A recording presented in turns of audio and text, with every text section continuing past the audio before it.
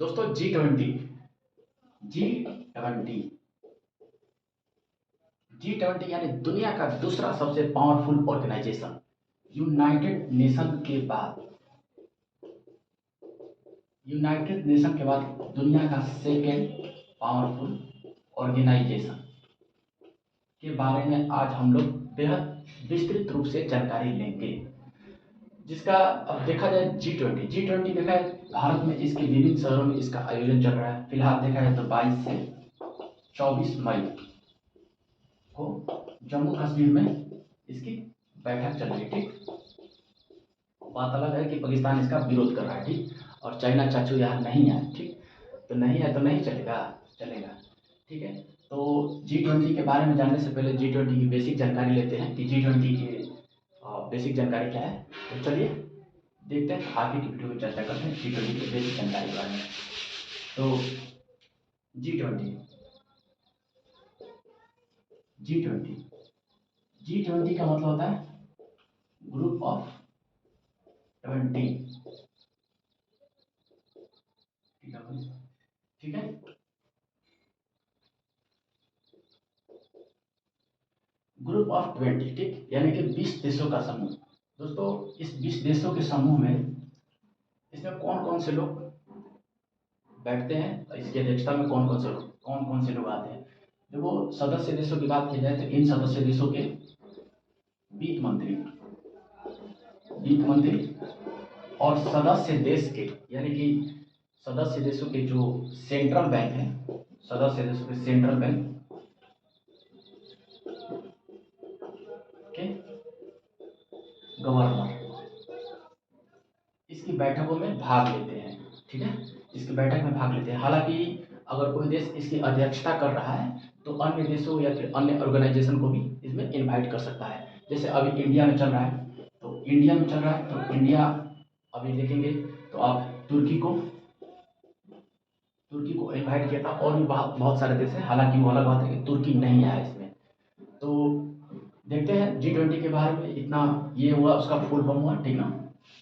तो दोस्तों G twenty दुनिया के 85% जीडीपी जी ट्वेंटी के पास है। दुनिया के 85% जीडीपी जी ट्वेंटी के देशों के पास ही है। ठीक, और देखा जाए तो इसके 75% वैश्विक व्यापार में ये अपना 75% हिस्सेदारी सुनिश्चित करता है। ठीक, 75% ट्रेड हो गया। और वहीं देखा जाए इसका पॉपुलेशन यानी कि जनसंख्या देखा जाए तो 2/3 विश्व की 2/3 जनसंख्या इसी के पास है। सोचिए कितना पावरफुल ऑर्गेनाइजेशन है। तो और वहीं देखा जाए विश्व में जब वैश्विक इन्वेस्टमेंट की बात की जाता है, वैश्विक निवेश के बारे में बात करते हैं, तो यह वैश्विक इन्वेस्टमेंट में भी दोस्तों 80%। देखिए 80%, यानी इस 20 देशों के पास 80% इन्वेस्टमेंट इन्हीं लोग करते हैं। ठीक, मैं बताऊंगा कि आगे इनमें कौन कौन से देश हैं। ठीक है, अभी फिलहाल जान लीजिए कि 80% इन्वेस्टमेंट इन्हीं लोग के पास होता है। सोचिए कि 20 देशों के पास 80% और बाकी जितने भी सारे देश हैं उनके पास महज 20% ही इन्वेस्टमेंट है। तो दोस्तों ये बेसिक जानकारी हो गई। अब देखते हैं कि जी ट्वेंटी कब बना और इसके उद्देश्य क्या है।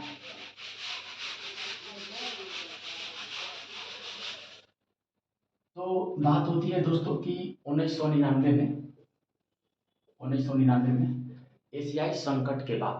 एशियाई वित्तीय संकट के बाद देखो,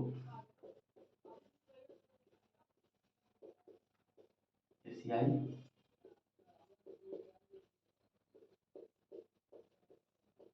एशियाई वित्तीय संकट के बाद जी ट्वेंटी के कुछ देशों के एशियाई देशों के या फिर अन्य और अन्य देशों के वित्त मंत्री और उन देशों के सेंट्रल बैंकों के गवर्नर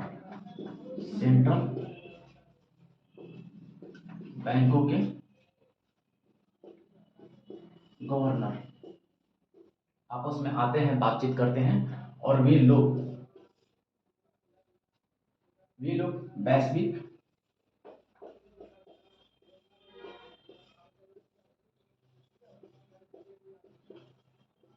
आर्थिक वैश्विक आर्थिक मुद्दे एंड वित्तीय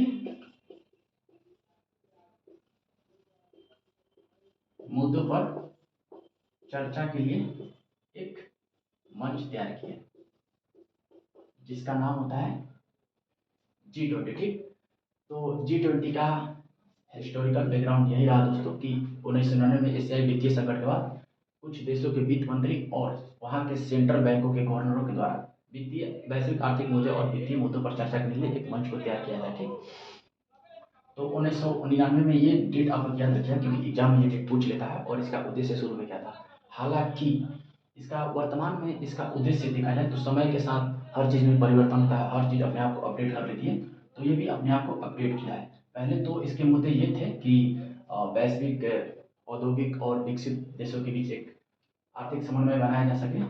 ठीक है, उसके बाद देखते हैं,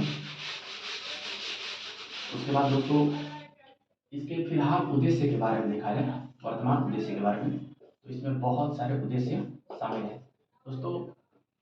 ठीक है, वर्तमान उद्देश्य में वैश्विक आर्थिक वित्तीय मुद्दे के बारे में जानेंगे। ठीक है, वर्तमान उद्देश्य में मानव तस्करी, आतंकवाद, ठीक, सतत विकास,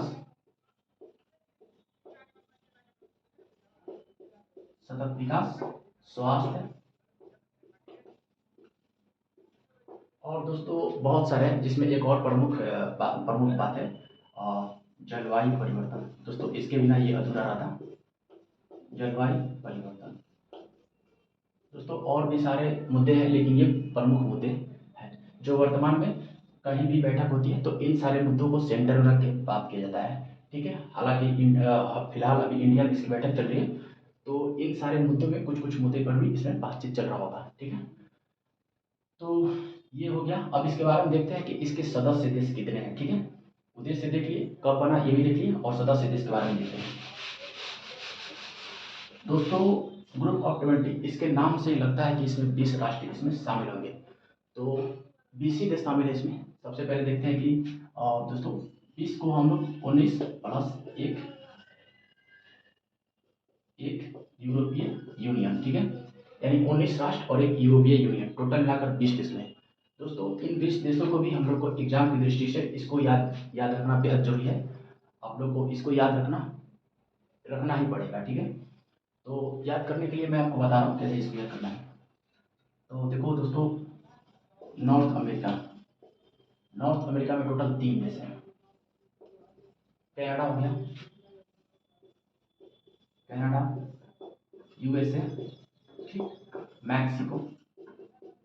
वैसे भी इसका सीरीज कनाडा के नीचे यूएसए होता है, यूएसए के नीचे मैक्सिको होता है। मैप में देखेंगे तो पता चल जाएगा। ठीक है, तो इसके बाद देखें साउथ अमेरिका में कुल कितने देश हैं। तो साउथ अमेरिका में अमेरिका से 2 देश हैं। ठीक, ऊपर एक अर्जेंटीना हो गया, सॉरी नीचे अर्जेंटीना हो गया जो साउथ वेस्ट में है इसके, साउथ अमेरिका के अर्जेंटीना। और दूसरा दोस्तों साउथ अमेरिका का सबसे बड़ा देश ब्राजील। ठीक, 5 देश हो गए। और उसके बाद देखते हैं अफ्रीका में। अफ्रीका में दोस्तों एक देश याद कर लीजिए, उसका नाम है साउथ अफ्रीका। तो दोस्तों टोटल 6 हो गए और आपको बेहद आसानी से याद हो जाएगा, चिंता मत करिए दोस्तों। आप लोग केवल देखते रहिए 3 दोस्त, Canada, USA, Mexico, Argentina, Brazil और साउथ अफ्रीका। दोस्तों अब यूरेशिया हम देख लेते हैं, यूरेशिया। ठीक, यूरेशिया का मतलब यूरोप और एशिया। ठीक, तो दोस्तों आप लोग को, ठीक है, सबसे पहले फ्रांस, फ्रांस से बॉर्डर दोस्तों जर्मनी लगाता है, तो इन दोनों को याद करना, इन लोगों को आप लोग जोड़े के रूप में याद करिए, फ्रांस और जर्मनी। ठीक, जर्मनी के थोड़ा सा ऊपर जाइएगा तो आपको यूके यानी कि यूनाइटेड किंगडम, इंग्लैंड मिलता है। ठीक दोस्तों, ये एक यूरोपीय यूनियन का हिस्सा है, सदस्य है, तो इसको यूरोपीय यूनियन, इसको भी जोड़े में याद कर लीजिएगा। ठीक है, यूनाइटेड किंगडम और यूरोपीय यूनियन। फिर इसके बाद देखते हैं दोस्तों, इसके थोड़ा सा ऊपर जाइएगा यूनाइटेड किंगडम के, तो रसिया पड़ता है, रसिया। ठीक, रसिया के थोड़ा सा ईस्ट में जाइएगा तो आपको जापान पड़ेगा। ठीक है दोस्तों, जापान के थोड़ा सा नीचे जाइएगा तो आपको साउथ कोरिया मिलेगा। साउथ कोरिया का थोड़ा सा नीचे आएगा तो चीन मिलेगा। दोस्तों यदि आप मैप को देखे होंगे तो ये सब बेहद आसानी से आप लोग को इसके सदस्य देश याद हो जाएंगे। ठीक, चीन चीन के थोड़ा सा नीचे जाइएगा तो इंडिया है, हमारा प्यारा इंडिया। ठीक, इंडिया का थोड़ा सा नीचे जाइएगा तो इंडोनेशिया है। ठीक है दोस्तों, इंडिया, इंडोनेशिया और इटली, इटली इसको I3 ग्रुप याद कर लीजिएगा। I3, इंडोनेशिया, इंडिया, इंडोनेशिया और इटली। ठीक है, पिछला सम्मेलन इंडोनेशिया में हुआ था। ठीक है दोस्तों, आगे वाला सम्मेलन ब्राजील में, 2024 वाला ब्राजील में होगा। ठीक है, हम यहाँ लिख दे रहे हैं 2024 में। ठीक, और ये 2022 वाला किया था इंडोनेशिया। ठीक है दोस्तों, तो अब देखते हैं दोस्तों, यहाँ पर एक सऊदी है, सऊदी अरब। ठीक है दोस्तों, और नीचे आते हैं ऑस्ट्रेलिया है। ठीक है दोस्तों, और मेरे ख्याल से 1 2 3 4 5 6 7 8 9 10 11 12 13। दोस्तों अगर कोई छूट भी गया होगा तो माफ करिएगा, मेरे को ध्यान नहीं आ रहा, मेरे ख्याल से 20 हो ही गया होगा। ठीक है दोस्तों, तो आप लोग इसका स्क्रीन शॉट ले लीजिए, हम इसको मिटा रहे हैं। 20 देश हो गए। ठीक है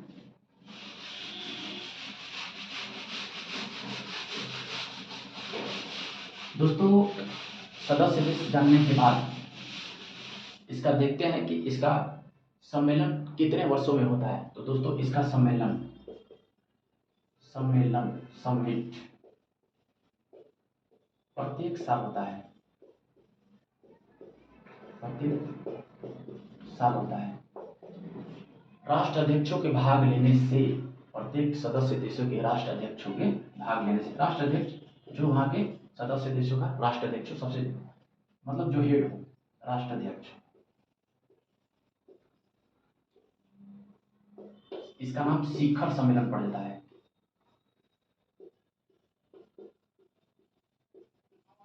शिखर सम्मेलन, G20 शिखर सम्मेलन। ठीक है, G20 शिखर सम्मेलन। तो दोस्तों प्रत्येक साल इसका आयोजन होता है। ठीक है, किसी ना किसी, अभी इंडिया में चल रहा है, पिछला इंडोनेशिया में था, और इसके बाद 2024 वाला ब्राजील में चलेगा। ठीक है दोस्तों, दोस्तों इसका, इसके इसका मुख्यालय, दोस्तों इसका मुख्यालय कहीं है नहीं, इसका मुख्यालय कहीं भी एक जगह नहीं रखा गया है। आप कहेंगे इतने बड़े पावरफुल ऑर्गेनाइजेशन का मुख्यालय क्यों नहीं है, तो दोस्तों इसका मुख्यालय है। इसका मुख्यालय दोस्तों जहाँ पर जिस वर्ष इसका आयोजन किया जाता है उस देश को उसका मुख्यालय मान लिया जाता है। जैसे पिछला हुआ था इंडोनेशिया के बाली में, अभी इंडिया के जम्मू, पहले तो दिल्ली के प्रगति मैदान को चुना गया था, प्रगति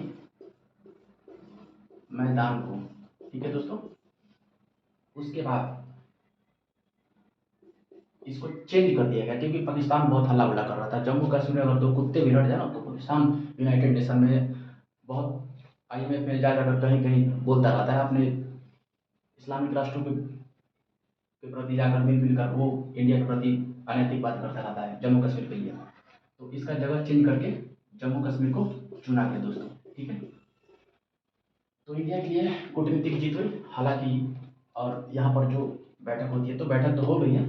बैठक दोस्तों 22 से 24 मई को हुई है। ठीक है दोस्तों, इसमें पाकिस्तान और चीन दोनों नहीं आए हैं, नहीं आए हैं तो भी हुआ है। ठीक है दोस्तों, सम्मेलन को देखिए। अब देखते हैं कि इसका वर्तमान वर्तमान स्थिति दोस्तों हम आप लोग को बता चुके हैं। वर्तमान सम्मेलन इंडिया में हो रहा है, वही जो अभी बताया है। ठीक है दोस्तों, बात करें कि इसका सम्मेलन और इसका, इसकी अध्यक्षता कैसे इसकी बनती, इसकी अध्यक्षता किसको और कैसे दी जाती है। दोस्तों एक ट्रोइका होता है। देखिए मैं बता रहा हूँ ट्रोइका क्या होता है। ट्रोइका, इसकी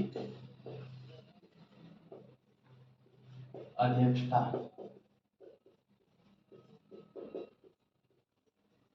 ट्रोइका द्वारा ली जाती है। ट्रोइका मतलब 3 देश, 3 सदस्य देश।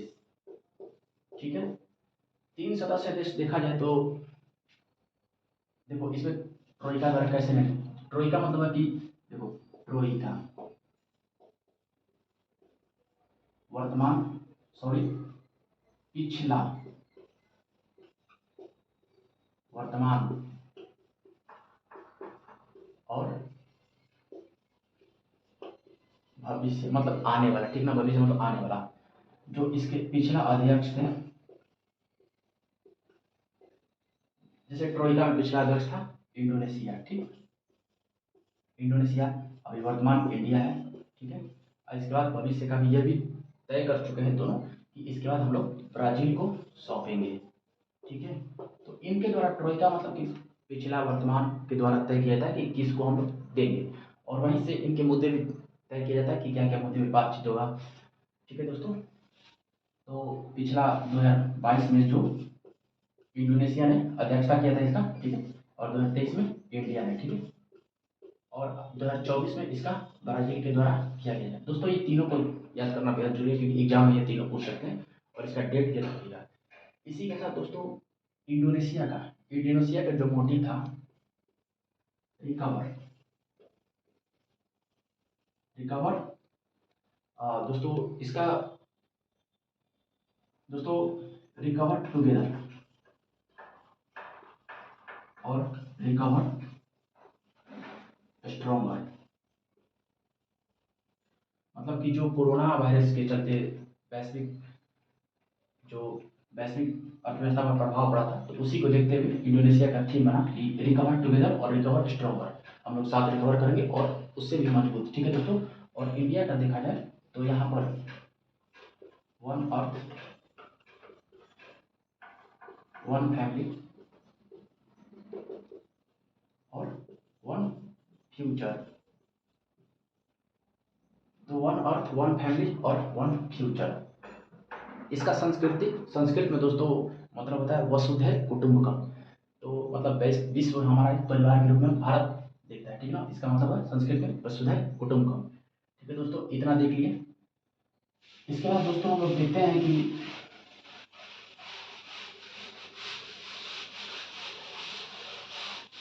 दोस्तों अब इसमें कुछ खास बचा नहीं है, G20 के बारे में हम लोग देख लिए। G20 में दोस्तों आप लोग को दो शब्द मिलेगा, एक मिलता है कि शेरपा ट्रैक और beat track, beat track and Sherpa track.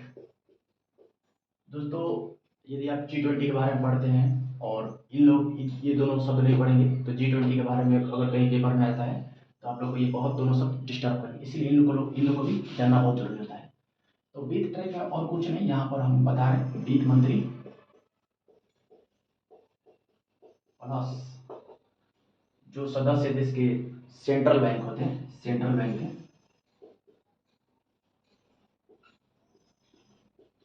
Governor.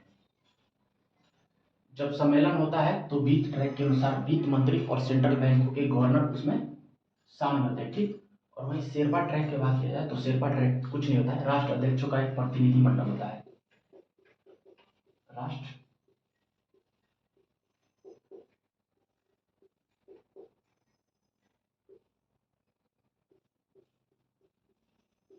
निजी प्रतिनिधि मंडल होता है, जो जहाँ पर बैठकें होती है वहां पर जाकर कार्यस्थल की योजना के बारे में, उसकी देख रेख या फिर उसके बारे में थोड़ा सा जानते हैं, देखते हैं कि क्या क्या होता है वहां पर, मतलब कार्यस्थल पर जानकारी लेते हैं। दोस्तों कार्यस्थल में बहुत सारे मुद्दों की भी जानकारी हो सकता है, कार्यस्थल प्लस मुद्दों की जानकारी लेते हैं ये, ठीक है दोस्तों। तो दोस्तों G20 के बारे में इतना बेहद प्रमुख बातें थी, आप लोग आशा करते हैं कि आप लोग को अच्छा से समझ में आया होगा, और समझ में आए तो दोस्तों हमारे वीडियो को लाइक करिएगा और चैनल को सब्सक्राइब करिएगा ताकि हम और भी ऐसे ऐसे वीडियो बनाएं। थैंक यू दोस्तों।